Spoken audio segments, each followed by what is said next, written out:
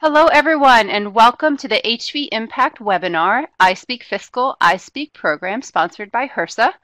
Today we'll be talking about collaboration between MIECHV grants management and project management. So as we all enter the room today, I'd like to welcome you to head over to the chat box on the left-hand side and introduce yourself. Let us know where you're coming from and what your role is within MIECHV. And just to introduce you quickly to the room, you should see the PowerPoint slides and you should hear my voice. I'm up in the corner. I'm Karen Chiron, Universal Technical Assistance Manager. If you have any issues throughout this presentation with either hearing, seeing, or anything else going on technology-wise, please head to the technical support box at the bottom and we will immediately get you some support for whatever might be happening. You have a note there about how to call in through the phone if you're having some issues with your computer speakers. And the other things that you need to note before we get started, in the bottom left-hand corner there is a link for an evaluation that will also just pop up after the webinar is over.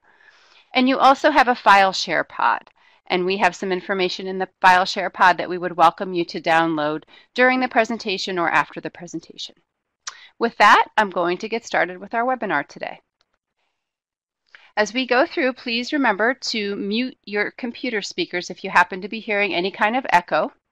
Again, use the technical support box if you need anything from our team. Throughout the course of the presentation, our webinar presenters will be asking questions of you and also welcoming you to chat with each other and ask questions of us. So please do use the chat box to the left so that we can have a nice interactive experience. And we are recording this. You will be able to access this presentation in a couple of weeks on HRSA's website. So we will provide that information to you when it is live and ready to go. Just a couple of things to remind you before we get started. We really do value your feedback. So your information that you would provide in our evaluation is essential to us continuing to make improvements to our resources. One piece of feedback we received from participants was that we would please offer the PowerPoint slides in a PDF format. You will see them down in the file share pod, and we were able to offer them for you so that you can download them again either during the presentation or after the presentation so that you'll have all of the slides that we're about to show you today. The objectives of our time together today will be to engage in discussion about how our internal fiscal and program collaboration is essential to successful operation and implementation of the MIECHV program. We will then explore a very simple planning guide, which you can also find down in the file share pod. It's a fillable PDF that will hopefully help you have better collaboration between your two sides of the program. And finally, we'll learn about the experiences of several MIECHV awardees, including the U.S. Virgin Islands, South Carolina, and Louisiana. So with that, I would like to introduce Lorraine Swanson-Lusinski, who is our project director, and she will be starting us off today. Thanks, Lorraine. Thank you, Karen. Good afternoon, everyone. I'm glad to be able to be here to talk about this very important subject today. We know that the MIECHV grants are complicated and nuanced and need the expertise of many involved to run smoothly. We're hoping today's conversation about how fiscal and program team members can work together more thoughtfully and more intentionally will help us all strengthen the overall grants management of the MIECHV program in our states and territories. As we talk today, you'll notice that lots of us use different language. I don't know about you, but being in MIECHV for a long time, I say MIECHV just naturally when I'm talking about my job and people look at me because they don't know what that is. We're so used to using our jargon. Depending on where you are in the MIECHV life cycle, you may use terms like fiscal year and PMS for payment management system. Many of us dream about these words, LIAs, PMs, and CQI. Okay, maybe you don't dream, but we do use these words a lot in our language. And it's really important for us to consider the ways that our foreign language expertise is shared amongst our team members.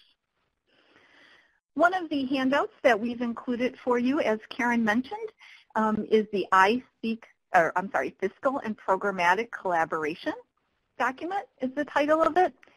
And we put this together because we know that throughout the MIECHV award cycle, there are very important times when both fiscal and program staff can make significant contributions to ensure the success of the award. Using this document, we believe will help you be able to consider how each of the different team members play important roles in managing the MIECHV Awards and what each team member contributes to various tasks and how collaboration strengthens the process. I'd like to ask you to download that and look at that as we consider the rest of this conversation today. We've tried to think about what are all of the different aspects that require both fiscal and programmatic expertise to manage the MIECHV grant.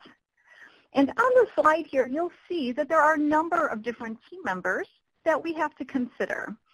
And I know that this is different across the country, depending on how big the department or agency is that is working with your grant.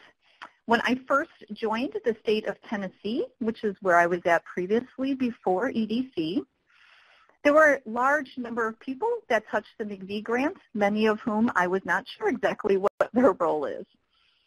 A couple of weeks into the job, I was talking about the newly awarded D89 grant. For many of you who manage the grants, you'll know that that is the competitive award number that was given to that grant application upon receipt. So I was referencing D89 to talk about the competitive application funding that was received. A fiscal colleague was talking about H25. I thought she was talking about something completely different. We sat down and realized we were talking about the same grant. However, in her fiscal world, they did not use the federal grant number on the NOA. They converted that to a state identifiable number that met within their system. And so we realized quickly that we needed to make sure that we had a spreadsheet that aligned what was the terminology that we were using to reference each of the MIECHV grants. That was a very small but important lesson because we realized quickly that everybody comes to this work with a slightly different perspective, whether you're looking at it from the fiscal angle or the programmatic angle. And so things that I'd like you to do some self-reflection about as we are here today. We know webinars are not conducive for group dialogue. However, I do hope that you'll take a couple of minutes to think about who are your team members who have a role with planning the fiscal resources to meet the grant goals. Who are the team members who have a role with disseminating the funds? You often have contract staff, grants management staff who really help make sure. Many of us have competitive processes in place that have to be followed, and they help us make sure that those mechanisms are in place for disseminating the funds. Who are the people who have a role with operationally monitoring the funds? Who approves the invoices? Who approves a budget revision?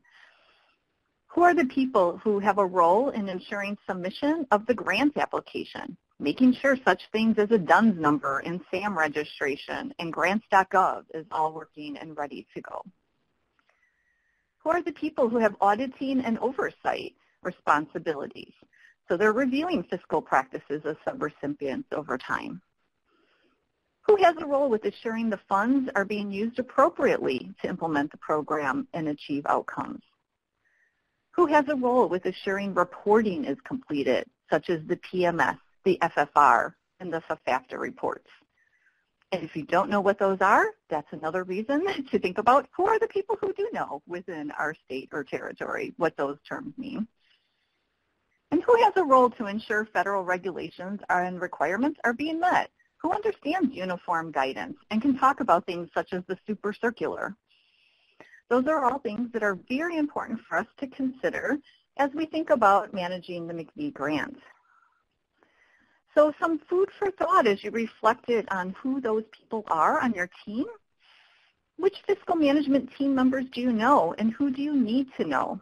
Now would be a great time to write down information about who you need to know. And if any of you are on from the fiscal management team, which program team members do you know and who do you not know? Again, those are important contacts to have. How often does your team meet to discuss requirements and expectations of the federal MIECHV funding? I believe Tennessee Department of Health would be comfortable with me letting you know. We did not meet as an entire team until the first time that we were having our 3-day on-site visit. In preparation for the 3-day on-site visit, there are a lot of documents that are required to be submitted prior to attending. And as we met as in a team to make sure we had all of the necessary appropriate documents ready to submit, we had a realization that this is the first time every single person who touched the MIECHV grant was together in one room. It gave us quite an interesting experience to realize that. I, as the program director, talked to all of these people in various ways. However, they did not all talk together. So we realized we had a huge opportunity to strengthen the communication and knowledge sharing and coordination between the team members after the audit. I'm sure that many of you have success stories to share as well.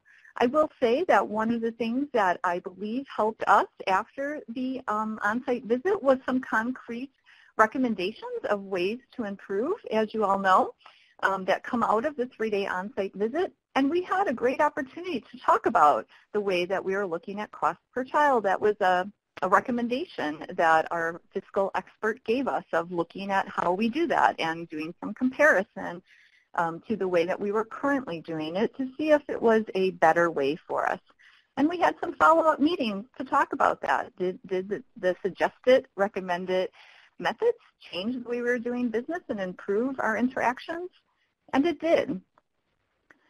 So we then took that to say we should meet more regularly. I think that there will be many other success stories shared as you listen to the awardees who will be sharing their stories with us today. But as you think about where you have found success, please consider how you can share that with your colleagues as well. What we do know is for successful grants management, we need to establish a process for the intentional collaboration between fiscal management and program management. We need to make sure that the people who are supportive and help us get money out the door are talking to the people who are bringing the money in the door and making sure that throughout the process we have various checkpoints so that we're able to manage the funds, know what we're contributing to, and know how we're spending at every step of the way. It's important for us to identify times to meet together to discuss views and use of the funding to get a deeper understanding of the unique views we bring. As you meet together, discussing things such as what are the key times in the funding cycle to share our views of successes and challenges. That's a great way to identify times that meetings may be most helpful and can really prepare you for the funding cycle as it begins or ends. It's also really important to think about how you're communicating regularly during the cycle and what do you communicate. I know that that's also very difficult to manage information in such a large, complex system. And so thinking about what are the key points that need to be communicated. Is there a regular touch point for seeing how much money has been drawn down from HRSA to the state or territory? Is there a touch point for talking about how local implementing agencies are spending? And at what point do you identify if you will have funding available that may have been unspent for various reasons that now need to be reconsidered? Who do you bring into those conversations? Encouraging discussion among your team members about these issues as well as the terms that they use and ask each other clarifying questions, as with any language sharing, brings a deeper understanding of the language we use. Sometimes we use terms that we don't really think about, and so thinking together, help me understand, how does this term apply to your work? How do we understand this work together? Are very important discussion points so that each of us as a program person or a fiscal person really are intentional to gain a deeper understanding and think about the goals that we have for the MIECHV program. We can't understand everything. As much as I love to try to really learn what's available in the super circular, I have to rely on other people to be able to have that expertise and knowledge. On my team, I had different people that monitored the local implementing agency spending, and I had different people who looked at our spending as a state. And it's very important to make sure that they come together to look to see if the way that the money is being spent is addressing both the state needs as well as the local implementing agency needs. As you proceed throughout this conversation today, I'd like to encourage you to make use of the handout, really thinking through the different aspects of who is the members of your team, how do we communicate, what are the opportunities that we have together. A useful resource was in the fiscal year 18 NOFO Appendix D. There's just a sampling here of some selected terms, but we encourage you to make sure that you bring those out when you're together in meetings and talk about the different selected terms that Fiscal uses and programmatic uses. Again, for the purposes of continuing to increase your effectiveness in managing this nuanced grant. We look forward today to hearing from U.S. Virgin Islands, South Carolina, and Louisiana about different processes that they have put in place to work toward these effective oversight of the MIECHV grants. We'll look forward to receiving any questions in the chat or any additional ideas that you have, and hope that we can continue this conversation in other various ways after this webinar. So with that, I'd like to be able to turn it over to Charmaine. And Charmaine, I'm going to put your first slide up there for you. Welcome, Charmaine, and thank you for talking about how U.S. Virgin Islands made significant progress in improving the financial spending to lift down drawdown restrictions. Good afternoon, everyone. As stated, my name is Charmaine Myers. I am the Assistant Director of the Maternal Child Health Program at the Department of Health, the United States Department of Health. Today, United States Virgin Islands Department of Health. Today, my presentation is on how the USVI made significant progress in improving financial spending to lift drawdown restrictions. A few years ago, the Virgin Islands Department of Health Maternal Child Health Program, MIECHV, was placed on drawdown restriction. No one wants to be on restriction, especially drawdown restriction. So in 2016, when Dr. Peterson became the program director, she wanted us to do whatever it was necessary to ensure that the drawdown restriction was lifted. We had to do what we had to do in order to get the job done. One of the first things that was very, very important and we realized was the communication processes.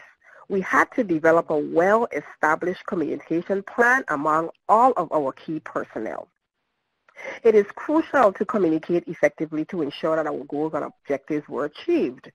Here at the USVI MCH, we developed a well-established communication plan among our key personnel, which included our federal MIECHV project officers and grant management officers partners, Tia, Jamie, and Marilyn. Our VI Federal Grants Office, our Commissioner's Office, the Office of Management and Budget, the Department of Finance, and the Department of Property and Procurement. Although we had many other personnel included in our processes, the list of names that I mentioned was the most critical in order for us to meet our goals and objectives of the MIECHV program, as well as to help us lift the restriction off of the grant. Next, we had to develop standard operating procedures in order to guide our spending. You know, as everyone knows, standard operation procedures is an effective tool that every organization should have in place. Standard operation procedures gives us a better understanding of how our processes can help us decide how to move forward. Without these operating procedures, it made it difficult for us to spend our money and to spend them timely. Our standard operation procedures ensure that all of our employees were performing the processes in this same way. You know, so this was very, very pertinent, you know, and this assisted us. This was one of the other key points that assisted us in lifting our restriction. Next up, we had to meet our deadlines. In order for us to draw funds, it was required for us to submit budget narratives, SF-424, backup documentation to reflect payroll, fringe, other services and charges expenditures, and we had to do this by the 20th of each month. We had to consistently meet these deadlines because, as we know, deadlines is a cornerstone to any successful organization. Both the program and the federal our federal grants partnered needed to maintain a structure of the organization in order for us to meet our obligations, accomplish goals, and of course deliver our services. So this was another key point in meeting deadlines. We also, in order for us to process any item that we needed to fulfill, we had to ensure that our deadlines were met.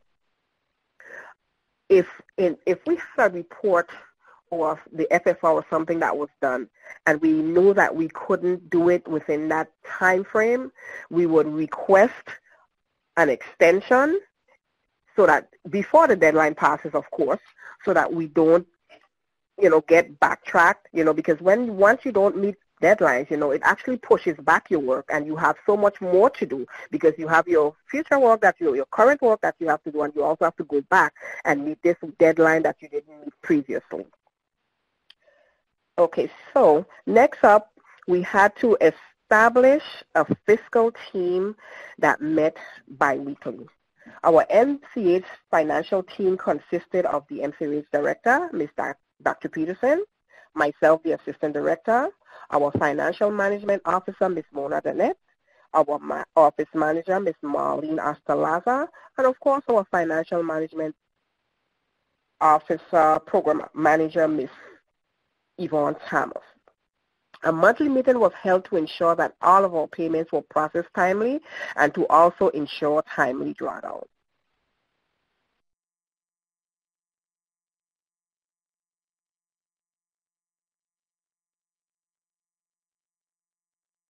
Every other week, we held weekly joint meetings between our fiscal and our programmatic personnel. This was very, very important in order for us to go forward. For some reason, it's very difficult for a lot of organizations. I'm quite sure Illinois, North Carolina, you guys can relate. At certain points, it's like fiscal people don't speak program and program personnel does not speak fiscal. This was one of our challenges we had within the Department of Health itself.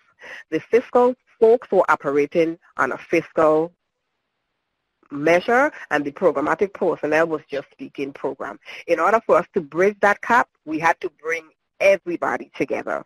So we did this and we had our joint meeting bi-weekly. And that worked out very well because we were able to know where each other were and at what point and what needed to be done in order for us to go forward jointly.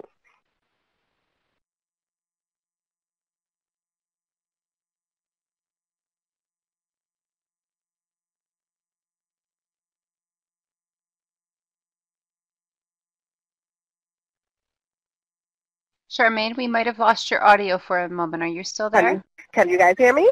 I'm still here. I hear you now. Yep. Okay, go ahead. Okay, great. Okay, so meetings were held regularly so that we can each player knew where we were in the spending process. The programmatic personnel were responsible for spending the funds, and the fiscal personnel were responsible for processing the payment of the funds. So that was very important. So the programmatic persons, they were responsible for going out, getting making sure that the funds were encumbered so that we can liquidate the funds, and the fiscal persons make sure that all those encumbrances were liquidated. So those two aspects were very necessary and had to get together in order for us to get where we needed so that we can spend monies timely and so that the funds could be drawn timely. So we had to establish timelines and ensure that those timelines were adhered to. Bi-weekly, we met with our federal partners. This was very important because at this meeting, we were able to give updates as to where we were in our spending. And if there were any changes that were necessary, it would be addressed at this time. Those meetings were very, very critical in us getting off of our restriction. We also communicated regularly with our Federal Grants Management Office. The Federal Grants Management Office was the office that was solely responsible for the beginning of the processing of any federal grants. In our federal grants office in the Virgin Islands, there are many processes that we had to adhere to. The federal grants office is the office that does our financial federal report.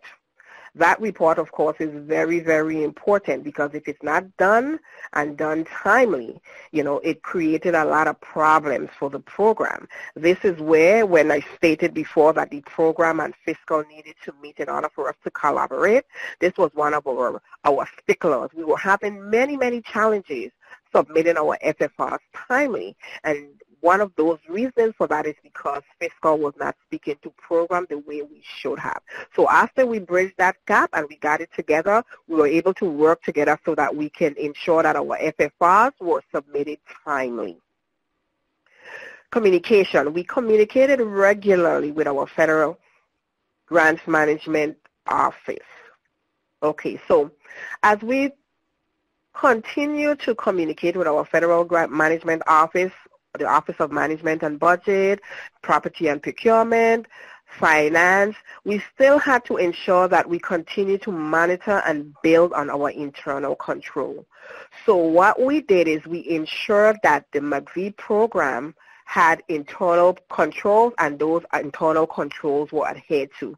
Not only did we do them for our MIECHV program, but we did it for all of the MCH program. Any program under the Virgin Islands, the United States Virgin Islands MCH program, we ensured that all of the internal controls were developed and they were being followed, because our programs, our Black Grant, our FFDI program, our Newborn Hearing and Screening program, all of those programs contributed or contributes to our MIECHV program. We all work together in order for us to meet the goals and objectives of each program, and we all play a part, and an important part, in order for us to be successful. Okay, so some of our ongoing activities, of course, was to ensure that collaboration and input of all stakeholders were present. And just like I mentioned, we have our MIECHV program, which consists of our Nurse Family Partnership and a Healthy Families Virgin Islands program. I said all of these collaboration was necessary. So these partners were included in all of our processes, from our financial meetings to our programmatic meetings. All of us collaborated to ensure that we were able to meet the goals and objectives of MIECHV, and these programs also assisted us in getting off of our restriction. Next up, we designed and implemented a spending plan to meet program goals. So our spending plan was done just about, sometimes we had to do it like, it could have been like every week. We could have done it every 2 weeks. It depended on exactly what was happening in the program of time.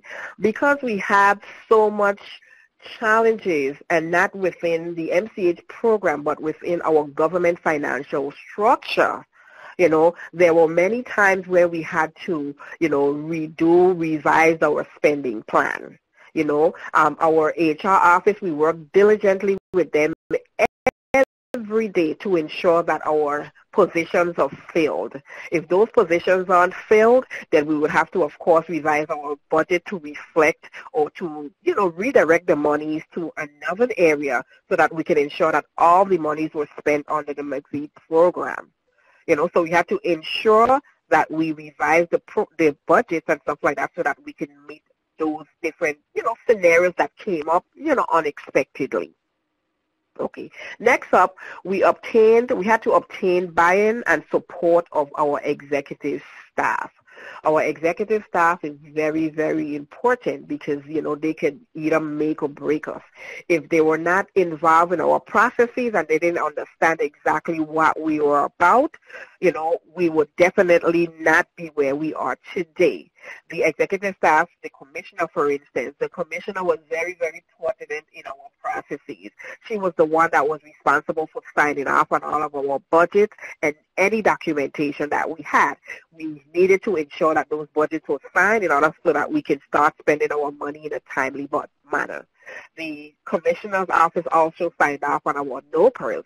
So any position that we filled, we needed to ensure that the commissioner signed off on that NOPR so that we can proceed and get those people on board. Our program, MIECHV program, is 100%, 99% fully staffed. So, and this came as a result of the hard work of course, the MCH staff, the MIECHV staff, and of course, all of our supporting partners like the Commissioner's Office, the Office of Management and Budget, and the Department of Finance that is responsible for our financial aspects in the Virgin Islands government. As I mentioned stately, before we had to work closely with our Human Resources Office so that we can recruit and fill vacancies. Because of our HR office, because of our ability to recruit and fill those vacancies, like I stated before, the MIECHV program is 99% fully staffed. We just have one position, and we're in the process of filling that position as we speak. So it is very important for all of our partners to be intimately involved in our process.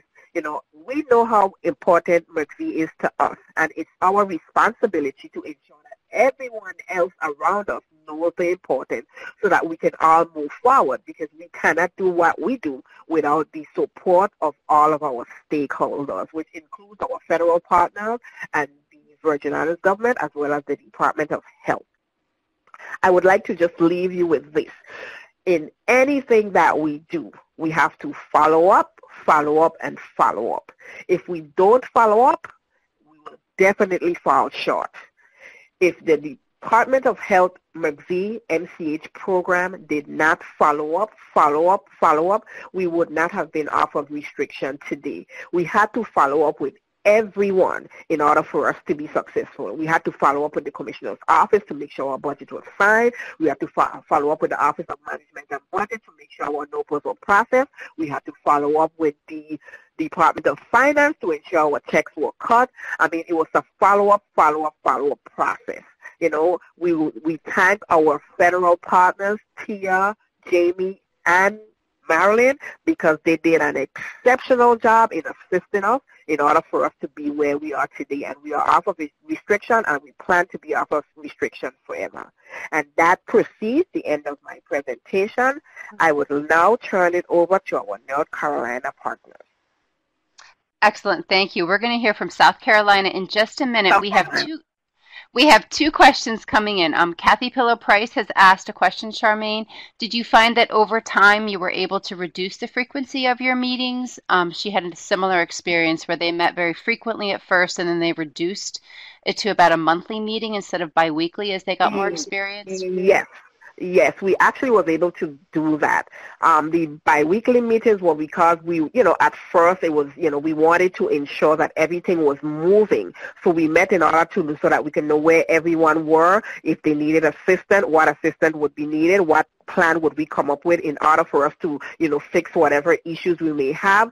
So those meetings started off biweekly, and then of course we could have made it monthly meeting. And of course we are very thankful to our federal partners because they guided a lot of what we accomplished based on their biweekly meetings that we had to do, that we had to take part in every week.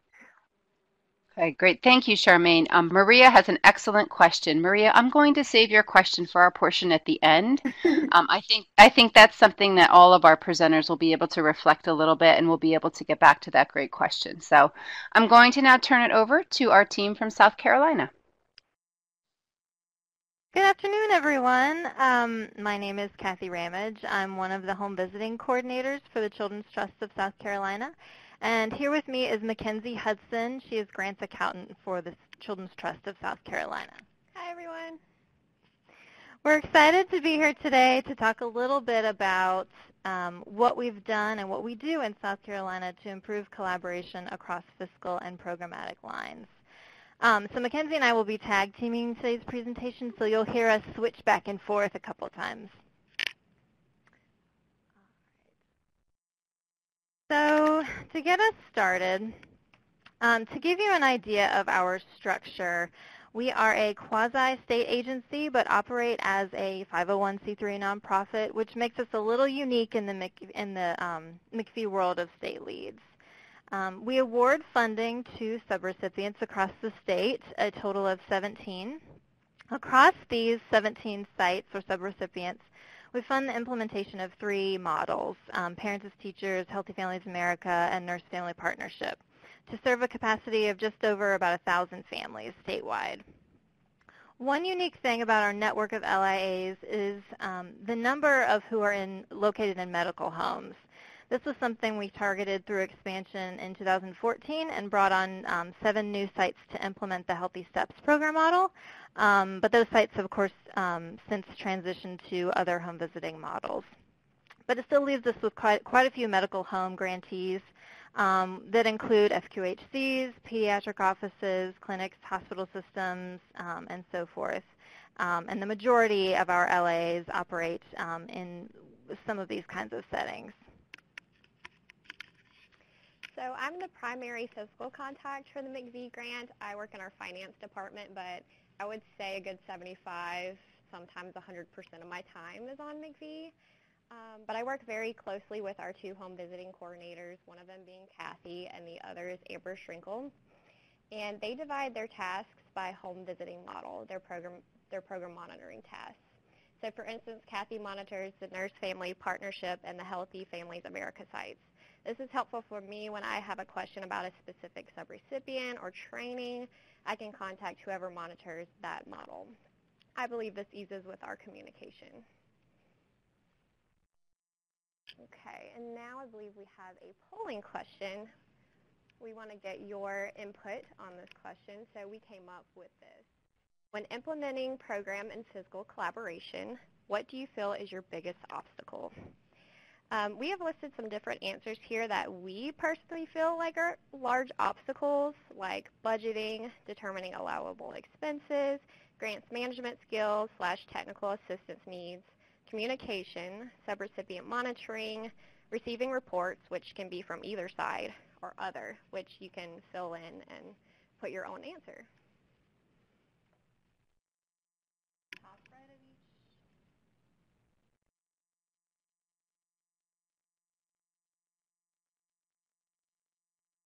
Some answers coming in. In a moment, Kathy's going to read the answers. All right, watching the responses come in. It looks like determining allowable expenses has gotten a number of votes, as well as grant management skills / technical assistance. Let's scroll down. Oh, subrecipient monitoring is big with 8 votes. So right now, that's our leading one, subrecipient monitoring. Okay, so we'll try and keep that in mind as we go through the rest of our presentation and highlighting some of the things we've done in that realm. Let me double check and make sure. Yep, grant management, allowable expenses. Okay, general budgeting. Okay, pretty much all over the place, but we'll try and touch on a couple of these. All right. Okay, so we'll switch back to the slides now. And moving forward. Okay, for our next slide, we wanted to highlight our collaboration as the recipient of the MIECHV grant. So for the pre-award stage, we all communicate when a notice of funding opportunity is released. We have multiple meetings together to determine what we need to budget for. For example, our program staff usually lets us know what kind of trainings and travel they'll have, and we will put amounts for salary, fringe, indirect, etc. in the budget. Approval must be given on both sides before we submit our application. Also, annually, before contracts are issued, we ask our subrecipients to submit budgets for the upcoming grant year. Our home visiting coordinators and myself review these budgets, and we work through the approval process together. It is a joint decision on whether a budget is approved or not. We also collaborate on the contracts process by making sure the appropriate program and fiscal language is correct and that risk assessments and procurement has been completed. And moving on to sort of the post-award period. Each program year, the MIECHV team holds a program year meeting to plan upcoming trainings, events, and other needs. So the financial staff is invited to attend the meeting and provide input on ideas for the coming year, as well as share thoughts on the grant funding. Additionally, the MIECHV program team will say holds monthly meetings in which the finance team is invited to attend when it is appropriate. We've put this up here as quarterly meetings because they often just end up being quarterly is the frequency that's comfortable for us. This can be decided by the finance team or the MIECHV team whether or not we need to meet or discuss something. Regularly set meeting calendar invitations are shared with the finance team to keep them aware of these ongoing meetings and let them know when there's an opportunity that we're available in case they need to meet with us. Budget to actual reports are ran every month and saved where everyone that works on the grant can access them. In addition, as Kathy mentioned, we usually have quarterly in-person meetings to look at budget to actual spending during the regular meetings. Together, we'll review expenditures and we'll estimate future projects so that everyone is on the same page and spend down is looking good for the rest of the year. We also internally have trainings on coding and try to provide as much financial technical assistance as possible to make it less of a burden and so everyone understands and is on the same page. And for closeout, we communicate when final reports are received and when deliverables are met before we issue any payments. Okay, I think we're going to the next slide. No, you're fine. So now we wanted to highlight our collaboration on the subrecipient level. For technical assistance, we have some annual events that we use to align our programmatic and fiscal mandates for subrecipients. For instance, Children's Trust hosts an annual finance training where both finance and program staff are encouraged to attend. We really want the fiscal and program staff to also collaborate on the subrecipient level so they can be in tune with their spending and budgets.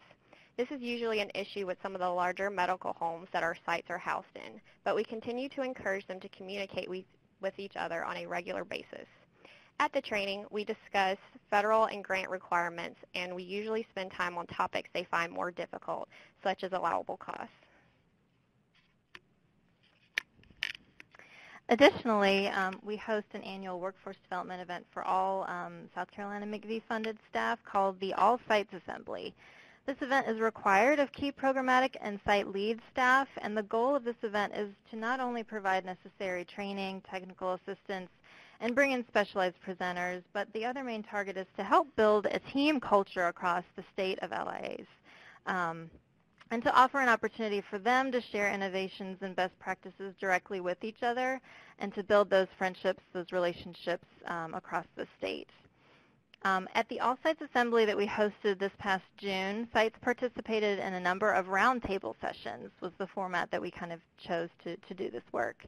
Within these small roundtables, the fiscal staff provided a quick review of allowable expenditures for program staff through an interactive medium of bingo. This part of the assembly received really great reviews, and the subrecipient staff learned that finance folks can be a lot of fun.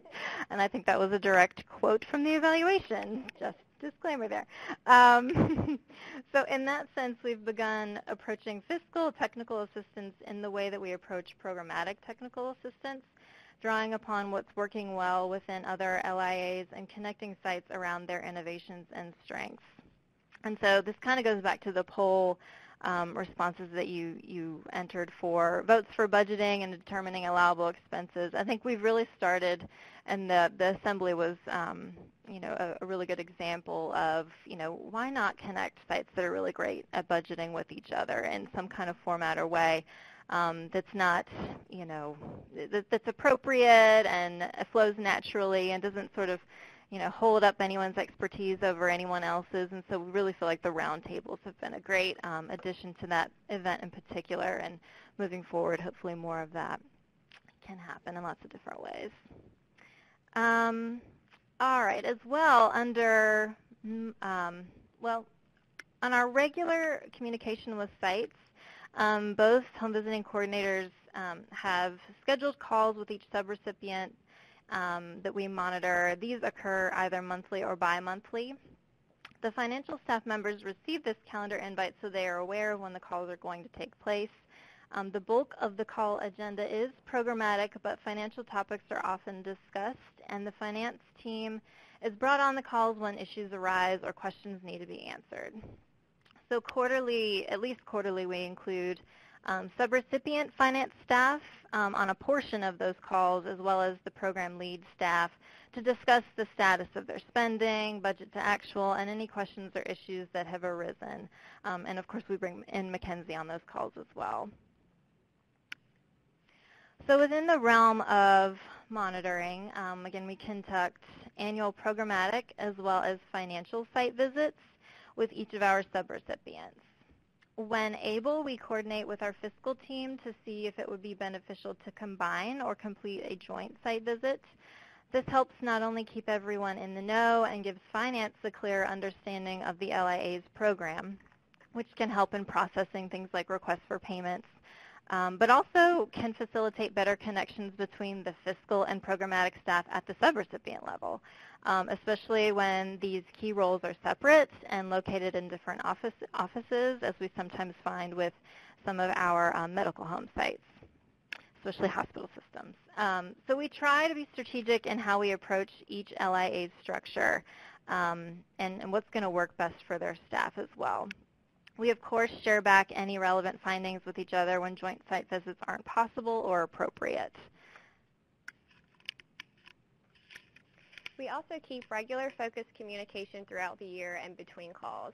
Our home visiting coordinators regularly review reimbursement submissions and let me know or our finance staff know when subrecipient staffing, if anything, changes. So in conclusion, part of our success is based on systems and processes that help us stay in contact and make sure we keep each other aware of what is happening on the fiscal and programmatic sides. But we also like each other and work gracefully with each other to help develop our understanding and provide the best support to our sites that is possible. Excellent. Thank you so much. Oh. We did have two questions that came in. Casey is asking if you're able to share your bingo game that engaged the LIAs. Of course, we would love to share that. Okay, great. So we'll get that out to folks on this call. And then we also have a question from Tina. She says she's interested in learning more about the pre-award and post-award process of your site. She said, would you be able to share a little bit more about that process? I think for the pre-award, it's kind of determined based on our schedules and when we can kind of get together and when our deadline is, especially for the applications. For the subrecipient budget reviews, we try to have deadlines for our subrecipients when they should have those in. Those usually are about a month prior to the contract start dates, and we try to get those approved before we issue contracts. So I hope if you have any more specific questions on pre-award, just let me know, but I'll go ahead and go to post-award. For quarterly meetings, our program staff have their own meetings, and finance just kind of joins in. Well, they have them monthly, and we join in quarterly. We have a SharePoint site where I'll update and add reports for our budget to actual so they can go out there anytime and see where they're at. I'll also do a specific one for our subrecipients so they can see exactly where they're at percentage-wise on their spend down. So if we need to ask them, our subrecipients, to submit a budget revision, or if we need to have some kind of talks, because a lot of the times if they're not spending, it's also programmatically, as you know, there's something on the programmatic side as well. So I think, yeah. Okay, great. Yeah. Thank you. That's very helpful. I want to move us ahead so we have time for our Louisiana presenters, and then we can come back at the end with additional questions. So thank you both very much. And we're going to move it ahead to our final set of presenters.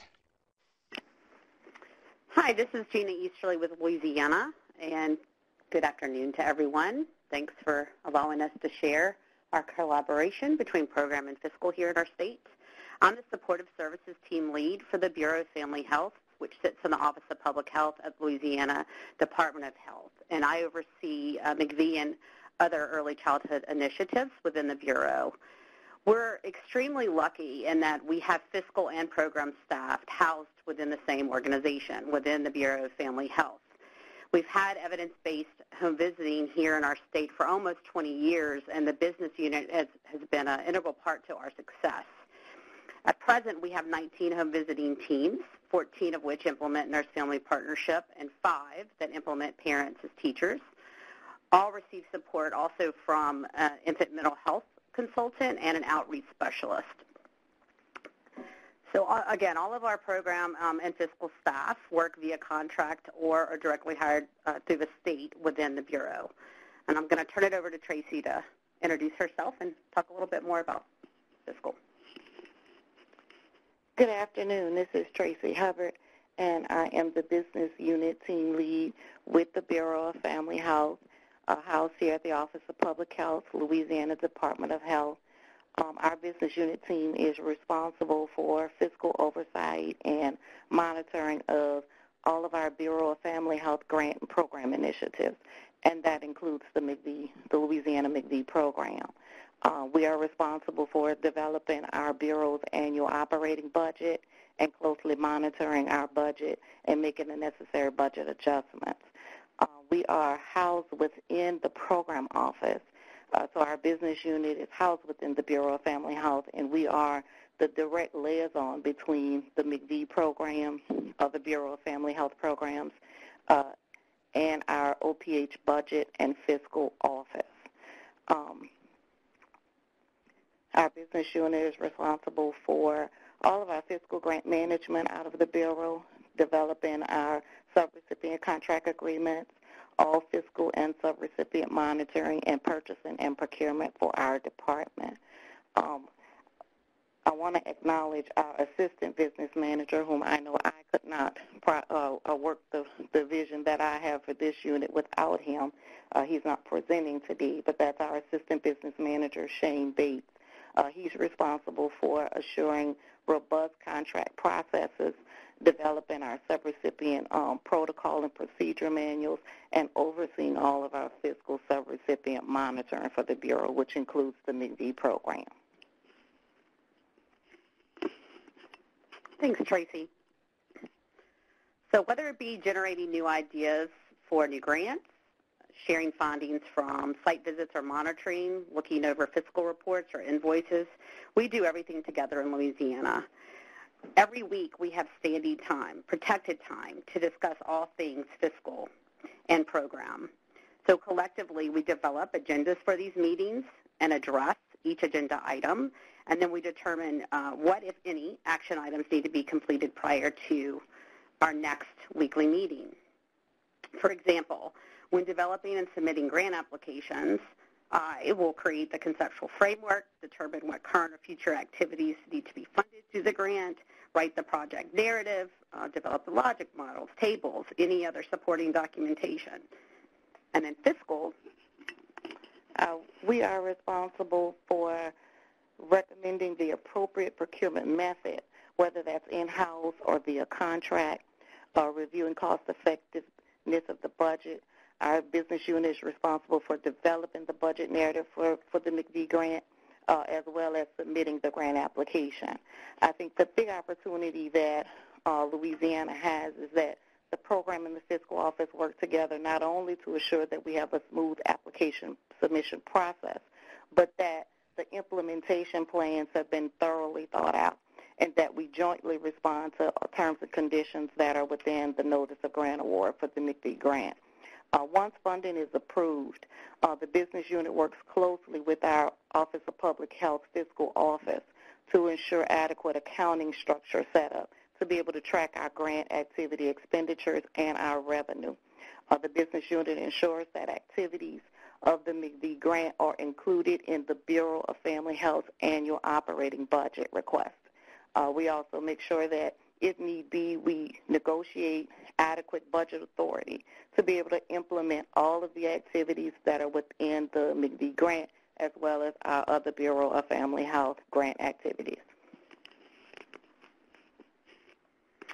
In relation to monitoring on the program side, we implement subrecipient monitoring via monthly site visits with every single team. The business unit provides oversight for all of the staff that are responsible for the fiscal subrecipient monitoring, all of the day-to-day communication with all of our implementing agencies, with their business staff, with their fiscal staff, troubleshooting, problem solving. We provide cost allocation training to our staff or to our implementing agencies as needed. And by program and fiscal working together, it certainly creates a much larger awareness and understanding of the monitoring process across program and fiscal, and we can certainly address any challenges that may arise from the site visits or monitoring activities together and immediately, and we're able to maintain frequent communication with our contractors and teams.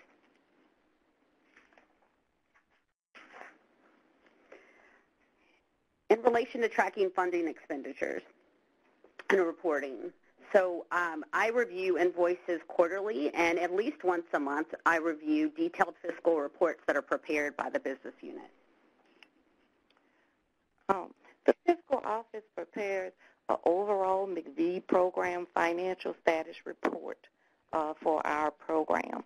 That report tracks our grant spending on our state fiscal year, on the grants fiscal year, and also grant spending from inception to date. That financial report also includes an overall budgetary comparison and a projection of expenditures for the MIECHV program. Business unit staff utilize an ad hoc reporting tool where we can extract any charge by source document, transaction number, vendor, and date of the transaction. The business unit and program staff, Gina and I, and our assistant business manager, we together review that overall financial report as well as those ad hoc reports for allowability. Business unit staff conduct rigorous monthly reviews of our source documents in support of the invoices that are submitted to us for payment. Business unit staff work closely with the fiscal office. We have worked with our fiscal office to develop a infrastructure expenditure report so that the MIECHV program can track its spending against its 25% infrastructure cap, and we review that spending quarterly. The business unit staff, we pre-approve all of our implementing agencies' purchasing and procurement requests, particularly looking for allowability, looking to ensure that there's budget to support the purchase. We also monitor and track our implementing agencies' budget, their projected expenditures, and their comparisons. And we look at those monthly. We also, and this business unit is also responsible for processing and approving our implementing agency contract budget revisions when they are requested. Program and business unit staff review our procurement pre-approval forms, also in our payroll reports quarterly, particularly looking for allowability. I think the great benefit that we have to our business unit being housed in the program, along with the MIECHV program, is that we have a greater understanding of how to track and project our spending for the program. Our meetings are held often enough because they're weekly that we can problem solve, that we can request corrections in a timely fashion. And I think that that's the biggest benefit that we have to being able to work together and being in the same program. I think that we inform the work that our fiscal office does particularly. Well, couldn't agree with you more. This is a huge asset to me personally, being able to work with Tracy and Shane so closely in so many different ways, but particularly in relation to tracking and reporting. So in reporting, with the program side, I develop, along with help from my team, and submit all of the performance and annual grant reports with input from the business unit. Business unit, we provide information and feedback on performance for the annual reporting. We also meet with our fiscal office to give them an update on outstanding obligations, the processing of those for payment, particularly when we're in closeout. That's one of the ways that we assure that our FFR is reported accurately. So we'd also like to just take a couple of minutes to talk about our work with HRSA. We have quarterly calls with HRSA, and then, of course, the multi-day HRSA site visits that our colleagues have talked a bit about today as well. So we participate in quarterly calls, and we develop and implement the agenda. We have a call document that all of our team, including our fiscal, the business unit, contribute to in preparation for that call. And then for site visits, we certainly co-create the agenda and just a plan for the overall site visit, with input from the program side, from our fiscal colleagues, any of our home visiting staff on the ground, our state and community partners, family members, and any other stakeholders. And for the program side of the site visit, myself and my other statewide support team help lead that part of the site visit. Business unit, we participate in those quarterly calls with HRSA. We significantly contribute to our planning and implementing for our site visit, and of course we lead the fiscal portion of the site visit. We develop all of the tools, the policy procedure manual that leads our fiscal subrecipient monitoring. And by working together so closely, and especially in preparation for our quarterly calls, it makes for efficient, robust calls with HRSA. And then we, in relation to the site visits, because we work so closely together, it was really, really successful. We've only had one in my tenure here, and it was a great learning experience. And because we planned it together, everybody knew what everyone else was doing. And then there was a joint review of findings from the program and the fiscal side, and we were able to develop support plans for our internal staff as well as some of our subrecipients, and come up with innovative and creative solutions to the challenges that we had. And then in relation to professional development, I just wanted to briefly talk about, we're planning some training for all BFH staff, including MIECHV, related to contracts and grants. So that'll be developed in concert with me and the program folks, as well as Tracy and Shane and some of our other fantastic fiscal business unit staff within MIECHV. And I will just mention that we have an annual education event each year that everybody in MIECHV takes part in. So that's the program and the fiscal staff, and we have tracks and breakout sessions available for all staff. Thank you so much, Tracy and Gina. This was such excellent information, and thank you for those of you that could stay on for the last few minutes. We did have an excellent question come in early. I want us to have a chance to address it. Came in from Maria. Do you think it would be helpful to have some fiscal team members embedded in the programmatic area for financial oversight, opposed to having all full fiscal partners within the finance department? I know Lorraine is going to take a stab at that. She's already actually answered that over in the chat pod. After 17 years in state government with 5 governors and at least as many organizational structures, I would agree with Charmaine that it's very helpful to have a fiscal team member housed within the programmatic staff. So hopefully that's a strategy that a lot of your programs can adopt. If there are any additional questions, please do go to the chat pod and feel free to ask them. I do have 2 quick polling questions, and then we'll just do our wrap-up slide as our last slide next. So folks that are still on, if you could just take a moment and please say, will you take an action step based on this webinar? Your answer, yes or no. And then if you do plan to take an action step, could you please briefly describe what it might be? And if you do not plan to take an action step, what would have been more helpful in this webinar to help you be able to do so? So I'm just going to leave this open for about another minute and give folks a chance to react to the question, and then we'll do our final slide.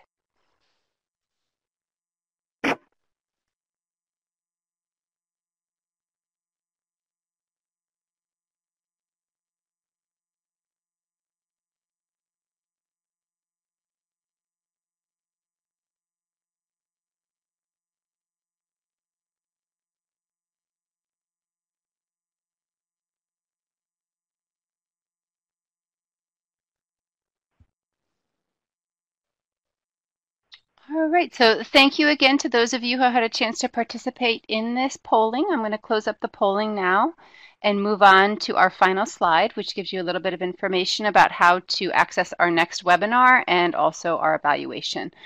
We do have some resources that might be useful if you've not had a chance to download them. They're all on HRSA's website. There's a subrecipient monitoring manual, which is an excellent tool. There's also some communications guidance around the different stakeholders that you work with. And finally, our opioid and neonatal abstinence syndrome brief has just been released as well. So you can find those and other very useful resources on the HRSA website at this link. Our next webinar will be on February 19th on the topic of Pay for Outcomes, Pay for Success. And finally, at the end of this webinar, you'll have an evaluation survey that pops up automatically. We'd love your feedback, so please take a few minutes to complete that. I just want to thank all